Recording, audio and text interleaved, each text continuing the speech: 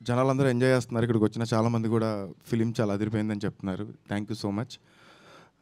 As a debut డైరెక్టర్గా ఒక cinema తీసినప్పుడు పొద్దున్న లేయంగానే సార్ చెప్పినప్పుడు ఆ రివ్యూస్ చూసుకున్నప్పుడు ఏం అర్థం కాలేదు ఒక సెకండ్.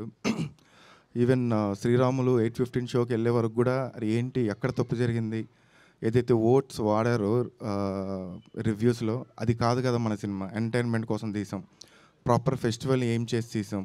అండ్ ఒక హీరో హీరోయిన్ క్యారెక్టరేషన్ని ఇచ్చేసి ఒక పేరెంట్స్ ఎలా సఫర్ అవుతున్నారు ఒక చిన్న మెసేజ్తో తీసాం. ఎందుకు ఇలా అవుతుందని చెప్పి ఫుల్ ఇదైపోయానండి.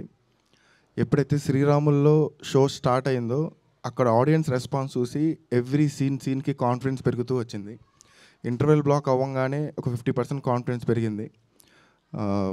సెకండ్ హాఫ్ థియేటర్లో ఏదైతే ఒక వైబ్, ఒక యుఫోరియా లాగా పీపుల్ అందరూ ఎంజాయ్ చేస్తున్నారు, క్లాప్స్ కొడుతున్నారు, విజిల్స్ కొడుతున్నారు.